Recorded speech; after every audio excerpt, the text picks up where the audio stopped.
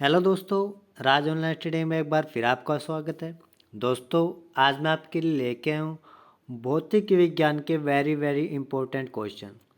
दोस्तों, साइंस से हर बार आप किसी भी एग्ज़ाम की तैयारी कर रहे हो, हर बार क्वेश्चन आ रहे हैं। ठीक है, तो दोस्तों जिसे हम फिजिक्स बोलते हैं और हिंदी में भौतिक विज्ञान बोलते हैं, इससे क्वेश्चन बहुत ज़्यादा बार आ रहे हैं और बार बार वो क्वेश्चन जो एग्जामिनर रिपीट कर रहा है वो सारे इंपॉर्टेंट क्वेश्चन मैं आपके लिए लेके आया हूँ। चलिए दोस्तों शुरू करते हैं। वास्तविक वस्तु का आभासी प्रतिबिंब बनता है तो किस पे बनता है? तो होता है समतल दर्पण पर जो आभासी प्रतिबिंब बनता है। आगे, वास्तविक वस्तु का हमेशा सीधा प्रतिबिंब बनाने वाला दर्पण कौन सा होता है? तो वो होता है समतल और उत्तल दर्पण होता है जो वो सीधा जो प्रतिबिंब बनाता है। आगे, वास्तविक प्रतिबिंब की प्रकृति कैसी होती है? तो होती है उल्टा। वस्तु में छोटा प्रतिबिंब बनता है, किस पर बनता है? उत्तल और अवतल दर्पण पर बनता है छोटा प्रतिबिंब। आगे देखते हैं, प्रकाश के परावर्तन के नियम के अनुसार तो क्या होता है? आपतन कोण परावर्तन कोण के बराबर होता है। तो ये प्रकाश के परावर्तन नियम के अनुसार होता है कि आपतन कोण है परावर्तन कोण के बराबर है। आगे है, समतल दर्पण द्वारा बना प्रतिबिंब सदा कैसा होता है? वेरी इंपॉर्टेंट क्वेश्चन दोस्तों। तो होता है सीधा और आभासी। समतल दर्पण के जो भी प्रतिबिंब बनेगा वो सीधा और आभासी बनेगा। ठीक है, सै से समतल और सै से सीधा, ऐसा भी इसको याद रख सकते हो। आगे है, आँख में प्रेस करने वाला प्रकाश की मात्रा को नियंत्रित करता है। तो क्या करता है? परितारिका है जो जब भी हमारी आँख के अंदर जैसे ही प्रकाश यहाँ पे एंटर करेगा तो परितारिका है जो उसको नियंत्रित करता है। सूर्योदय और सूर्यास्त के समय सूर्य का गोल दिखता है, तो किस वजह से दिखाई देता है गोल? हमें गोल दिखता है, वो चपटा दिखाई देता है। सूर्योदय और सूर्यास्त के समय सूर्य का जो गोल दिखता है वो चपटा दिखाई देता है। आगे, यदि दर्पण में बना प्रतिबिंब हमेशा सीधा और आकार में वस्तु के बराबर है तो दर्पण कैसा होगा? तो ये होगा समतल दर्पण। आगे है, समतल दर्पण के द्वारा बना प्रतिबिंब होता है, कैसा होता है? तो वो होता है काल्पनिक। जब भी समतल दर्पण के द्वारा प्रतिबिंब बनता हो काल्पनिक होता है। उसके बाद है, निम्नलिखित में से कौन सा पदार्थ लेंस के लिए प्रयुक्त नहीं किया जा सकता? तो जो मिट्टी है वो लेंस के रूप में प्रयुक्त नहीं की जा सकती। उत्तल लेंस की समता कैसी होती है? तो उत्तल लेंस की जो समता होती है वो धनात्मक होती है। आगे है, लेंस की समता का एसआई मात्रक होता है, तो होता है डायोप्टर। तो डायोप्टर होता है लेंस की समता का एसआई मात्रक। पानी में भरी बाल्टी की गहराई कम दिखाई देती है, इसका कारण क्या है? तो पानी से भरी बाल्टी की गहराई जो हमें कम दिखाई देती है, ऐसे पानी की भरी बाल्टी है, ऐसे पानी भरा है तो उसकी गहराई हमें कम दिखाई देती है, तो उसका कारण है अपरावर्तन। आगे है, पानी में डाली हुई छड़ी टेढ़ी दिखाई देती है। तो ऐसे किसी बाल्टी के अंदर पानी है, ऐसे हमने छड़ी डाली तो ऐसे नीचे से उठी हुई दिखाई देगी, तो किस वजह से है? तो वो भी अपरावर्तन की वजह से है। दर्पण की चौड़ाई को दर्पण कहा जाता है, तो क्या कहा जाता है? उसे द्वारक कहा जाता है। सोलर कुकर में प्रयोग किया जाता है, वेरी इंपॉर्टेंट क्वेश्चन है दोस्तों। तो सोलर कुकर में अवतल दर्पण का जो प्रयोग किया जाता है, जिसके अंदर सौर ऊर्जा से वो चलता है। रोगियों के नाक कान गले की जांच के लिए डॉक्टर प्रयोग करते हैं, तो कौन सा लेंस प्रयोग करते हैं? तो वो अवतल दर्पण होता है। हीरा का अपरिवर्तनातक कौन सा होता है? तो हीरा का होता है 2.42। आगे है, मोटर गाड़ी के चालक के सामने लगा रहता है, तो कौन सा होता है? वो उत्तल दर्पण होता है। कि जैसे हम किसी बाइक पे जा रहे हैं दोस्तों, ठीक है, तो बाइक के साइड में जो शीशा लगा हुआ है जिसे हमें पीछे का दिखाई देता है, तो वो भी क्या है? उत्तल दर्पण है। किसी कार के साइड में शीशा लगा वो उत्तल दर्पण है। टार्च से किस प्रकार के प्रकाश पुंज की प्राप्ति होती है? इंपॉर्टेंट क्वेश्चन है। तो संक्षिप्त प्रकाश पुंज की प्राप्ति होती है। सामान्य नेत्र की रेटिना पर बनने वाला प्रतिबिंब कैसा होता है? तो वास्तविक और उल्टा होता है। ये क्वेश्चन बहुत बार आया दोस्तों, किसी भी एग्जाम में देखो आप, साइंस के क्वेश्चन में ये आपको कहीं ना कहीं क्वेश्चन पक्का मिलेगा। नेत्र लेंस में समायोजन की प्रक्रिया होती है, तो उसे बोलते हैं सिलिथिया पेशियों द्वारा। किसी नेत्र का निकटम बिंदु होता है तो कितना होता है? तो होता है 25 सेंटीमीटर का, यानी बी ऑप्शन राइट आंसर है। आंख की पुतली किस प्रकार कार्य करती है? तो आंख की पुतली किस प्रकार कार्य करती है? तो आंख की पुतली जो काम करती है वो करती है परिवर्तित द्वारिका की भांति। सामान्य मानव का नेत्र का दूर बिंदु होता है, तो कितना होता है उसके जो दूर का बिंदु जो माना जाता है? तो अनंत पर होता है। सिनेमा के पर्दे पर किस प्रकार का प्रतिबिंब बनता है? तो वास्तविक प्रतिबिंब उसके ऊपर बनता है। आगे है, कौन रंग जिसका खतरे के सिग्नल के लिए प्रयोग किया जाता है? तो लाल रंग खतरे के लिए हम यूज करते हैं। किलोवाट घंटा मात्रक है, तो किसका मात्रक है? तो ये ऊर्जा का मात्रक है, यानी बी ऑप्शन राइट आंसर है। विद्युत बल्ब का फिलामेंट होता है, किसका बना होता है? टंगस्टन का बना होता है। प्रतिरोधकता का मात्रक है तो ये ओम मीटर है, थोड़ा टाइपिंग मिस्टेक है, तो ओम मीटर है जो उसका प्रतिरोधकता का मात्रक है। विद्युतीय धारा का उत्पन्न करने की युक्ति को क्या कहते हैं? तो विद्युत धारा को प्रयुक्त करने की युक्ति को बोलते हैं जनित्र। निकट दृष्टि दोष वाले व्यक्ति के चश्मे में लगा होता है, तो उसके चश्मे में लगा होता है अवतल दर्पण। निकट दृष्टि दोष का मतलब है उसे नज़दीक का दिखाई देता है लेकिन दूर का दिखाई नहीं देता है, ठीक है, वहाँ पे अवतल दर्पण का यूज किया जाता है। आगे दीर्घ दृष्टि दोष वाले व्यक्ति के चश्मे में कौन सा लगा होता है? तो उसमें उत्तल लेंस का प्रयोग किया जाता है कि उसे दूर का तो दिखाई देता है लेकिन नज़दीक का दिखाई नहीं देता है।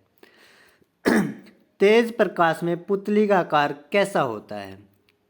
तो पुतली का आकार छोटा होता है। तेज प्रकाश में पुतली का आकार कैसा होता है? तो वही क्वेश्चन रिपीट हो चुका है, छोटा होता है। आगे है, दूरदृष्टि दोष वाली आंखें साफ साफ देख सकती हैं, तो क्या चीज़ देख सकती हैं? इंपॉर्टेंट क्वेश्चन है। तो दूर की वस्तुओं को देख सकते हैं। यहाँ पे देखो सोचने वाली दोस्त बोला दूर दृष्टि दोष, तो बच्चे सोचते हैं कि उसे दूर देखने में दिक्कत है, लेकिन बात उल्टी है। दूर दृष्टि दोष का मतलब वो दूर देख सकता है लेकिन नज़दीक नहीं देख सकता। तो दूर की वस्तुओं को साफ साफ देख सकता है लेकिन नज़दीक की वस्तुओं को नहीं देख सकता। मानव नेत्र में जो बिंदु प्रकाश के लिए बिल्कुल सुग्राही नहीं रहता होता उसे क्या कहते हैं? तो वो कौन सा बिंदु है? तो वो अंध बिंदु से हम बोलते हैं। मानव नेत्र में होता है, इंपॉर्टेंट क्वेश्चन है कि कौन सा लेंस होता है मानव नेत्र में? उत्तल लेंस होता है। उदय और अस्त के समय सूर्य दिखाई देता है, कैसा दिखाई देता है? लाल दिखाई देता है। वास्तविक सूर्यास्त और आभासी सूर्यास्त के बीच लगभग कितने समय का अंतर होता है? तो उनके बीच होता है 2 मिनट का अंतर। इंद्रधनुष किस प्रकार का स्पेक्ट्रम है? तो ये प्राकृतिक स्पेक्ट्रम है। अत्यधिक ऊंचाई पर आकाश में विमान सफर करने पर आकाश का रंग कैसे दिखाई देता है? कि एक हवाई जहाज जब बहुत ऊंचा उड़ रहा है तब हमें आकाश कैसे दिखाई देगा? तो उसके अंदर हम बैठे सफर कर रहे हैं तो आकाश का रंग हमें काला दिखाई देगा। क्वेश्चन एक और होता है दोस्तों, कई बार पूछते हैं कि चांद पे जाने के बाद हमें जो पृथ्वी है वो कैसी दिखाई देगी? तो वो भी ब्लैक दिखाई देगी, ठीक है। किसी वस्तु का प्रतिबिंब आँख के जिस भाग पर पड़ता है तो वह कौन सा होता है? तो होता है रेटिना। कि जैसे कोई चीज़ आँख ने देखी उसका प्रतिबिंब आँख के ऊपर बना तो वो जो भाग होता है जिस पे वो प्रतिबिंब पड़ता है उसे हम बोलते हैं रेटिना। चुंबकीय क्षेत्र का मात्रक होता है, तो चुंबकीय क्षेत्र का जो मात्रक होता है वो होता है टेस्ला, यानी बी ऑप्शन। डायनेमो से किस प्रकार की धारा उत्पन्न होती है, तो डायनेमो से होती है दृष्टि धारा। व्यावसायिक मोटरों में किस प्रकार के चुंबक का प्रयोग किया जाता है, तो विद्युत चुंबक का उसके अंदर प्रयोग किया जाता है। मानव में दो महत्वपूर्ण भाग होते हैं जिनमें चुंबकीय क्षेत्र का उत्पन्न होना अनिवार्य होता है, तो वो होता है हृदय और मस्तिष्क। विद्युत चुम्बकीय बनाने के लिए किस पदार्थ के छड़ का प्रयोग होता है, तो नरम लोहे की छड़ का प्रयोग किया जाता है। विद्युत चुम्बकीय प्रकरण की खोज किसने की थी, इंपॉर्टेंट क्वेश्चन है दोस्तों, तो ये की थी फ्राडे ने। और चुम्बकीय की जो खोज थी वो फ्राडे ने की थी। आगे है नाभिकीय ऊर्जा प्राप्त करने हेतु आवश्यक है, तो ये यूरेनियम उसके लिए आवश्यक है। शारीरिक कार्यों के करने के लिए किस प्रकार की ऊर्जा का प्रयोग किया जाता है, तो पेशीय ऊर्जा का हम यूज करते हैं जो शरीर से हम काम करते हैं। ऊर्जा के सभी रूप में अनंत स्रोत किसे माना जाता है, तो ये माना जाता है सूर्य की जो सौर ऊर्जा को सभी ऊर्जाओं में सबसे अनंत स्रोत माना गया है। कौन नवीनीकरणीय ऊर्जा है, तो इनमें सौर ऊर्जा नवीनीकरणीय ऊर्जा है। पृथ्वी पर ऊर्जा का सबसे विशाल स्रोत कौन सा है, तो सूर्य है सबसे ज़्यादा विशाल स्रोत ऊर्जा का। डेनमार्क को कहा जाता है, तो क्या कहा जाता है, तो उसे कहा जाता है पवनों का देश, क्योंकि डेनमार्क में क्या है पवन चक्की ज़्यादा यूज की जाती है। सौर सेल बनाने के लिए किस धातु का प्रयोग किया जाता है, तो सौर सेल के लिए हम सिलिकॉन धातु का यूज करते हैं। सौर सेल और ऊर्जा को किस रूप में रूपांतरित करते हैं, जो सौर सेल हैं सौर ऊर्जा को किस रूप में रूपांतरित करते हैं, तो विद्युत ऊर्जा में बदल देते हैं जो सौर सेल होते हैं सौर ऊर्जा को। किसका उपयोग खाना बनाने वाले ईंधन के रूप में नहीं किया जाता है, तो सीएनजी का जो यूज है वो नहीं किया जाता है, क्योंकि सीएनजी का यूज होता है कार वगैरह चलाने के लिए। प्रकाश संश्लेषण अंगक इनमें से कौन है, तो हरित लवक है जो वो प्रकाश संश्लेषण का अंगक है। कार्य का मात्रक है, तो इम्पोर्टेंट क्वेश्चन है, ये जूल है। और प्रकाश वर्ष की इकाई दूरी है। और पारसेक की इकाई क्या है, तो पारसेक की इकाई भी दूरी है।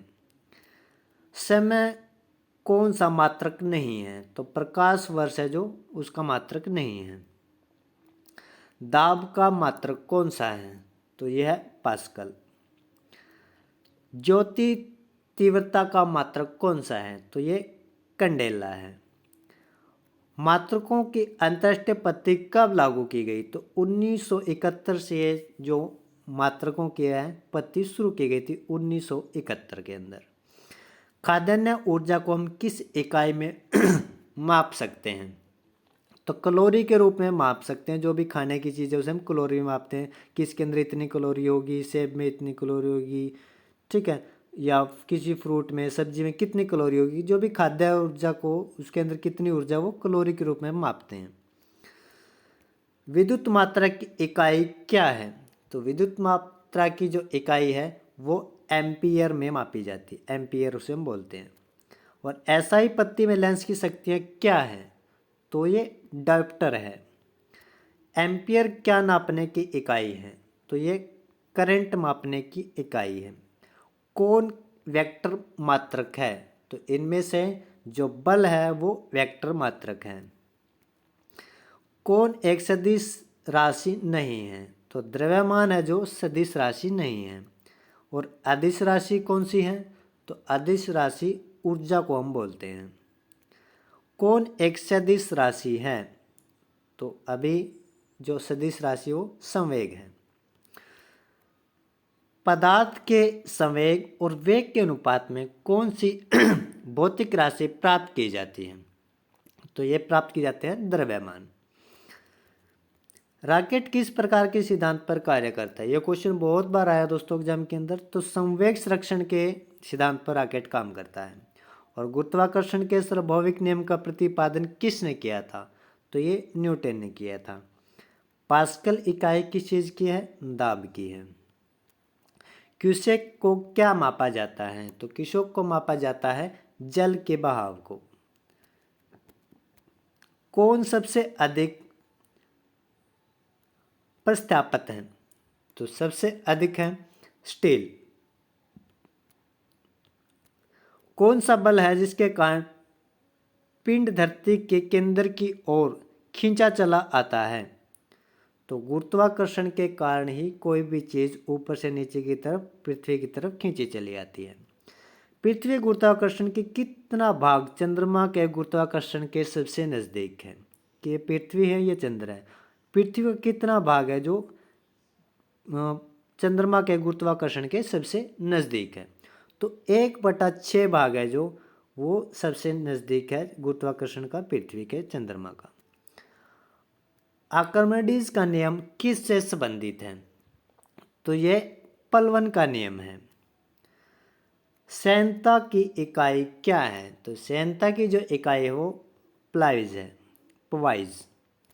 दूध से क्रीम निकालने का कौन सा बल लगता है? अपकेंद्री बल उसके ऊपर लगता है। और चाबी भरी घड़ी में कौन सी ऊर्जा होती है? तो स्थितिज ऊर्जा होती है। सूर्य की ऊर्जा उत्पन्न होती है तो किससे उत्पन्न होती है? नाभिकीय संलयन द्वारा उत्पन्न होती है। तो यहाँ पे नाभिकीय विखंडन भी होगा ऑप्शन के अंदर दोस्तों।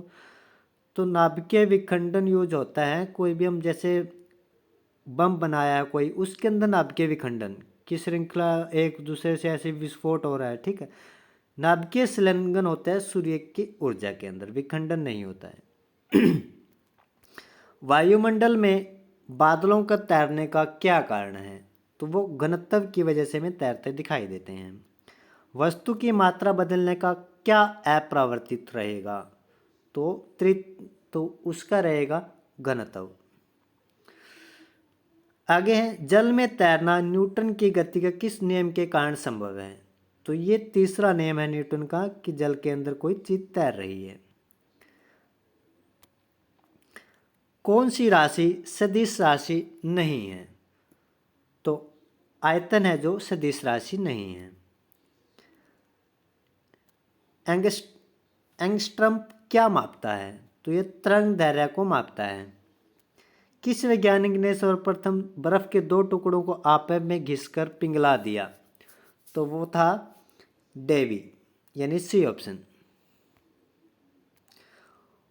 ऊष्मा में एक प्रकार की ऊर्जा है जिसे कार्य में बदला जा सकता है। इसका प्रत्यक्ष प्रमाण सबसे पहले किसने दिया था? तो सबसे पहले यह प्रमाण दिया था रामफोर्ड ने। लोहे की सुई पानी की सतह पर तैरती है, इस परिघटना का कारण क्या है? कि लोहे की सुई है पानी की सतह पर तैरती है, तो इसका मतलब है पृष्ठ तनाव। किस द्रव का घनत्व सबसे कम है? तो सबसे कम है जो वो पेट्रोल का घनत्व सबसे कम है। एक हार्स पावर कितने वोट के बराबर होता है? इंपॉर्टेंट क्वेश्चन है। 746 वोट के बराबर होता है। बर्नौली प्रमेय आधारित है, किस पे आधारित है? तो ये ऊर्जा संरक्षण पर आधारित है। बर्फ पर दाब बढ़ने से उसके गलन का क्या होगा? तो वो घट जाएगा। तो दोस्तों ये 100 इम्पोर्टेंट क्वेश्चन थे जो मैं आपके लिए लेके आया था। अगर आपको इसकी पीडीएफ चाहिए तो नीचे पीडीएफ का लिंक दिया है, वहाँ से आप उसको डाउनलोड कर सकते हो। और वीडियो अगर अच्छी लगी हो तो लाइक शेयर सब्सक्राइब जरूर कीजिएगा। और वीडियो देखने के लिए धन्यवाद। मिलते हैं नेक्स्ट वीडियो में।